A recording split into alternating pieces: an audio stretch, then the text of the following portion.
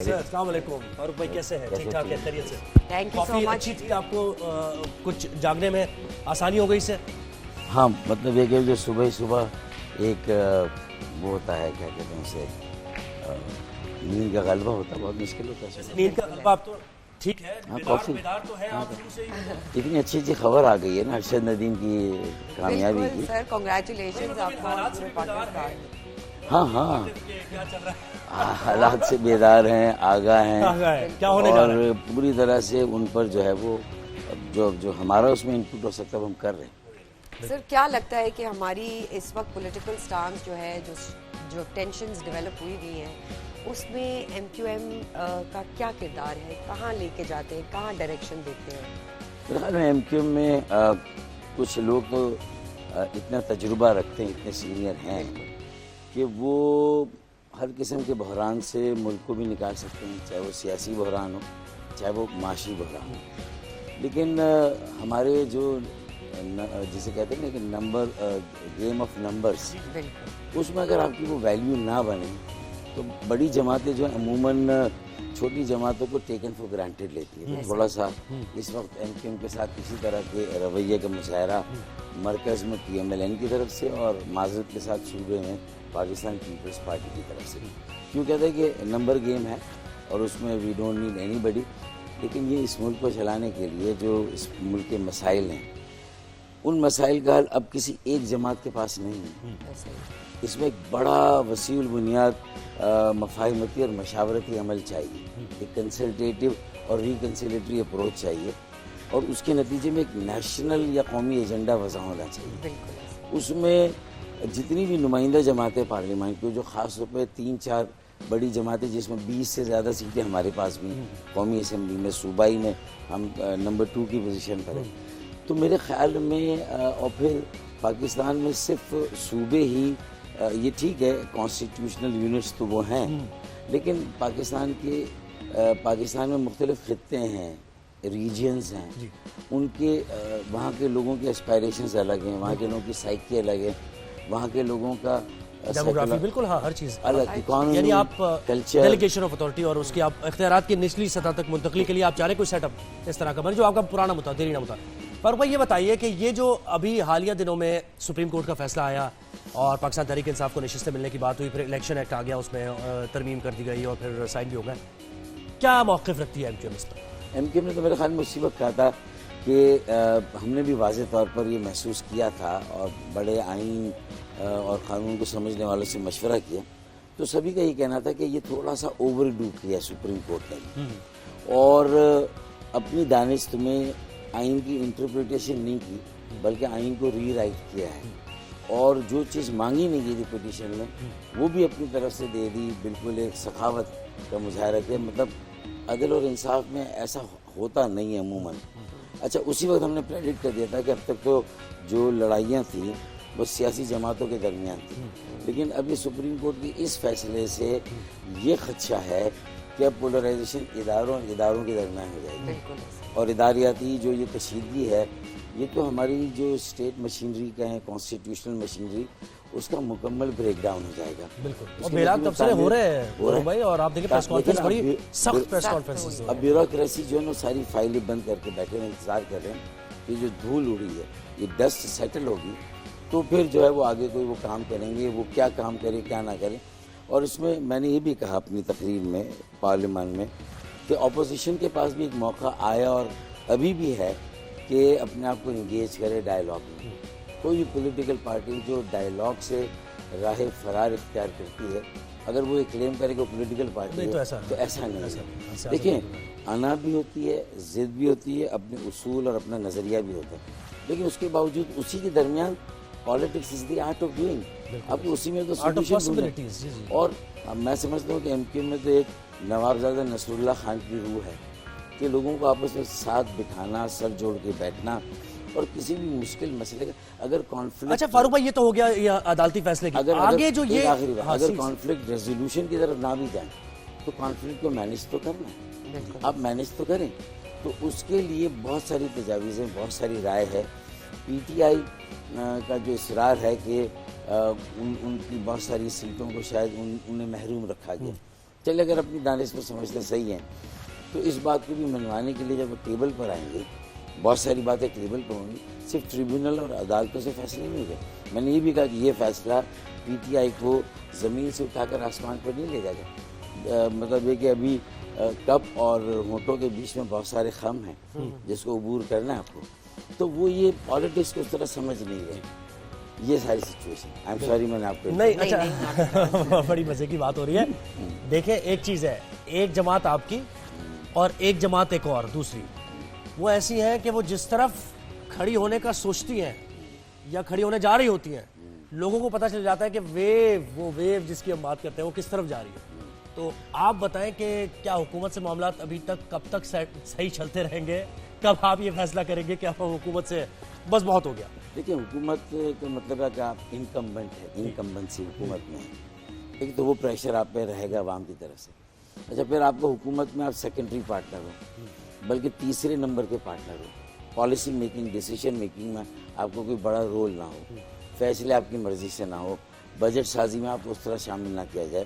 پھر کراچی کو جو قومی اہمیت ملنی چاہیے وہ نہ ملے جہاں کے ہم ریپرزینٹیو ہیں. تو کیا ہم 21 ووٹوں سے اگر اپنا وزن نہیں ڈال سکتے اور ان کو اہمیت نہیں دی جا رہی اور انعقاد خانے میں توتی کی آواز ہے، تو پھر کیا ہم یہ بتائیں کہ بھئی یہ 3.5 کروڑ عوام کے نمائندے ہیں، پھر کیا یہ اسمبلی احمد جناح روڈ اور شارع فیصل پہ لگائی جائے اور پھر لوگوں نہیں میں بڑے آسان الفاظ میں فاروق بھائی، یعنی فیصلہ سازوں کا کیا فیصلہ ہے یہ لوگ جانتے ہیں آپ کے سٹینڈ سے. یعنی یہ پرسپشن بتا رہا ہوں لوگوں کا، ہو سکتا ہے غلط ہو. فیصلہ سازوں نے کیا فیصلہ کیا ہے آنے والے وقت میں، ایم کیو ایم کیا فیصلہ کر رہی ہے، اس کی بنیاد پہ وہ جانتے ہیں. دیکھیں یہ بتائیں. یہ تو ایم کیو ایم کے بھی اینٹیسپیٹری سکلز ہیں نا، کہ وہ بھی کسی چیز کو دیکھ رہی صحیح ہے. آپ نے بیان کیا. اچھا یہ بھی ہمارے سکلز ہیں نا، Skills ہیں، کہ ہم ریڈ کرتے ہیں کہ لیکن اس کے باوجود بھی ایم کیو ایم نے تو بہت مرتبہ جو ٹائیڈ ہے، ویو ہے، اس کے خلاف بھی ہم تیرے ہیں، ہوا کے مخالف بھی ہو رہے ہیں کہ بعد مخالف سے نہ گھبرا اے آقا، یہ تو چلتی ہے تجھے اونچا اڑانے کے لیے. تو ہم نے تو ایسا بھی کیا ہے، ہم اینٹا اسٹیبلشمنٹ بھی رہے ہیں، گئے ہیں، لیکن for a reason, for a cause. اور اب ہم یہ سمجھتے ہیں کہ اس وقت ملک کسی طرح کی انسٹیبلٹی کا متحمل نہیں ہو سکتا. تو اس لیے ضرورت اس بات کی ہے کہ ایک نیشنل ایجنڈے کے علاوہ کوئی راستہ نہیں. اگر فرض کر لیں، فرض امیجنیشن میں کہ یہ اس وقت حکومت کی باغ ڈور پی ٹی آئی کے ہاتھ میں دی جائے، تو کیا وہ پیٹرولیم لیوی کو ختم کر دیں گے؟ پیٹرولیم لیوی ان کے 4 سالوں میں ختم نہیں ہوئی. کیا وہ زراعت پر وڈیروں جاگیرداروں پر ٹیکس لگا دیں گے جو انہوں نے 4 سالوں میں نہیں لگایا؟ تو اس کا مطلب ہے کہ ان کے بھی ہینڈی کیپ ہے نا، وہ بھی کئی چیزوں میں مصلحتوں کا شکار ہے. تو آپ انہی چیزوں پہ اس وقت موجودہ حکومت کو کیسے کریٹیسائز کر سکتے ہیں؟ تو بہت ساری چیزیں اس وقت بھائی آپ تو کہتے تھے کہ ہم اور اسٹیبلشمنٹ ایک پیج پر ہیں. آپ کیوں کہتے تھے؟ آپ کے وزیر اعظم بھی کہہ رہے ہیں ویسے، یہ کل انہوں نے کہا ہے کہ میرے سیاسی کریئر میں ایسا میں نے یہ پیج میں نے دیکھا نہیں آج تک جتنا ایک پیج پہ ہم ہیں جنن کیے ہوئے. اچھا، یہ کہنے کے کچھ ہی مہینوں کے بعد جو ہے وہ اگر معاملات مختلف ہو جائیں، اللہ نہ کرے، بالکل میں نہیں چاہتا کہ اللہ نہ کرے، اللہ نہ کرے. جیسے پی ٹی آئی کے زمانے میں ہوا تھا. پہلی بات تو آپ کو یہ جملہ کہنا بھی نہیں چاہیے، کیونکہ آپ کو اسٹیبلشمنٹ کا جو رول ہے وہ پلر آف دی اسٹیٹ ہے، ایک کانسٹیٹیوشنل انسٹیٹیوشن ہے، اور ان کا انپٹ بہت ساری پالیسیز میں بہت ضروری ہے، اور پھر ایگزیکیوشن آف پالیسیز میں ان کا ایک رول ہے. لیکن اس کا یہ مطلب نہیں ہے کہ آپ اپوزیشن کو یہ کہہ کے ڈرائیں جیسے پی ٹی آئی ڈراتی تھی کہ بھئی آپ کیا کر لیں گے، آپ کیا ہمارا اکھاڑ لیں گے. کیوں یہ کہتے تھے نا؟ اس لیے کہ عموماً یہ ہوتا ہے کہ اسٹیبلشمنٹ پر یہ الزام آتا ہے کہ کسی بھی حکومت کو ہٹانے میں اور لانے میں ان کا کوئی رول ہوتا ہے. تو یہ سیاسی جماعتوں کی اپنی کمزوری ہے، انہیں اس کو دور کرنا چاہیے. بالکل. اور کسی پرائم منسٹر کو یہ نہیں کہنا چاہیے میرے خیال میں. اچھا سر، آئی بی پیز کے بارے میں اس وقت بڑی ٹینشن ہے ملک بھر میں. بہت ساری پرائیویٹ کارپوریشنز ہیں جن کو فنڈز مل رہے ہیں لیکن بجلی نہیں فراہم ہو رہی. ایم کیو ایم کا کیا سٹانس ہے اس چیز کو لے کے؟ ایم کیو ایم تو اس بجٹ کی اسپیچ میں، شیڈو بجٹ میں اپنے بالکل واضح سٹینڈ لیا کہ بھائی کیپیسٹی چارجز جو ہیں یہ ہماری اکانومی کو بلیڈ کر رہے ہیں، یہ بہت بڑا ہیمریج ہے. اگر اس کو پلگ نہیں کیا اور یہاں اس بلیڈنگ کو نہیں روکا تو واپسی پھر ممکن نہیں ہوگی. ابھی بھی وقت ہے کہ جو معاہدے ہوئے تھے اس وقت کی شاید ضرورت تھی جب محترمہ بینظیر بھٹو شہید کی پہلی حکومت تھی، اس وقت یہ کیے گئے تھے. اب ہماری بجلی کی پروڈکشن اچھی ہے، ٹرانسمیشن اور ڈسٹریبیوشن میں پرابلم ہے. بالکل تو اب ہمیں ان سے بجلی نہیں چاہیے تو ریویو ہونے چاہیے. سونیا صاحب کے دور میں بھی دیکھیں نا وہ حکومت کے اسٹیٹ اونڈ جو حکومت کے اپنے گھر ہیں آئی پی پیز میں، تو وہ بھی ان کے بارے میں تو جلدی پالیسی بن سکتی ہے، ان کے بارے میں تو کام ہو دیکھیں جو لوکل ہے نا ان کو تو انگیج کیا ان کے بارے میں بھی اور انٹرنیشنل بھی جو انویسٹمنٹ ہے اس میں چائنیز انویسٹمنٹ پیچھے سے بہت ساری ہے، تو چائنا کے ساتھ تو بہت فری کمیونیکیشن اور ڈائلاگ ہو سکتا ہے. اور ان کو کہہ سکتے ہیں کہ یہ پاکستان اس ریجن میں ڈی اسٹیبلائز ہوگا، کیوس ہوگا، انارکی ہوگی، لوگ سڑکوں پر آئیں گے، خودکشیاں بڑھ رہی ہیں، پھر اسٹریٹ کرائم میں کتنا اضافہ، گولڈ میڈلسٹ ہمارے اس میں شہید ہو جاتے ہیں. پھر اس کے بعد اگر ریاست، آئین اور قانون اور ملک سے بیگانے ہو کے ایلینیٹ ہو کے لوگ بغاوت پر آمد ہو کے ایک سوال اور یہاں پر ایک سوال دیکھیں، اس وقت اپوزیشن کا کردار جو جماعتیں ادا کر رہی ہیں ان کو عوامی پذیرائی مل رہی ہے. جیسے جماعت اسلامی آپ کا کمپیٹر بھی ہے کراچی میں اور بڑی ہم نے دیکھی ٹگ آف وار آپ کے درمیان، تو وہ اس ایشو کو کیپچر بھی کر رہے ہیں، کیپٹلائز بھی کر رہے ہیں. لیکن since you are in government تو آپ کھل کے بات بھی نہیں کر رہے ہیں، تو عوام سمجھ رہے ہیں کہ شاید ایم کیو ایم جو ہمارے اوپر ایک عذاب آیا ہوا ہے، okay MQM is okay with it. کیونکہ جس طرح جماعت اسلامی نے ایک دھرنا کیا، انہوں نے ایک اپنا سٹانس پروو کیا، ایم کیو ایم کی طرف سے ہمیں وہ چیز نظر نہیں ہے. لیکن جماعت اسلامی کی ریپرزنٹیشن پارلیمنٹ میں یا صوبائی اسمبلی میں نہ ہونے کے برابر ہے. اچھا ان کے پاس یہ لگژری ہے کہ تھوڑا سا ان کے ورکرز کمیٹڈ ہیں تو ان کے لیے کسی قسم کا بھی دھرنا کرنا کوئی بہت امپریسو دھرنا بھی نہیں ہے جو دھرنے ہوئے اس سے پہلے یا ماضی میں، کوئی ویسا. ہاں کنسسٹنسی ہے، وہ ایک آئیڈیالوجی کی وجہ سے ہے، تو ہم کہتے ہیں کہ ہاں ایک مڈل کلاس ایک آئیڈیالوجیکل آرگنائزیشن تو جماعت ہے، اس کی کچھ نظریاتی ریسٹرکشنز بھی ہیں، تو وہ یہ کر سکتے ہیں. لیکن اگر ہم حکومت میں بھی ہوں اور پھر ہم دھرنا بھی دیں تو میرے خیال میں اس میں پھر بڑا سوچ بچار کرنا. یہی میں کہہ رہا ہوں. ہم نے ایک آسان رستہ یہ نکالا کہ جماعت اسلامی کا دھرنا دے کے حکومت پہ اتنا حاوی ہو کر اگر یہ مسائل حل کر سکتی ہے تو اس سے پہلے انشاءاللہ ارشد ندیم کی طرح یہ جیویلین تھرو میں ہمارا جو نیزہ ہوگا نا وہ پہلے ان سے پہلے وہاں پہنچے گا، اور آئی پی پیز کا مسئلہ حل ہوگا، اس میں ایم پی ایم کا ایک رول ہوگا. اور جو بجلی کی نرخوں اور قیمتوں میں انشاءاللہ کمی ہوگی جس کے امکانات روشن ہو رہے ہیں.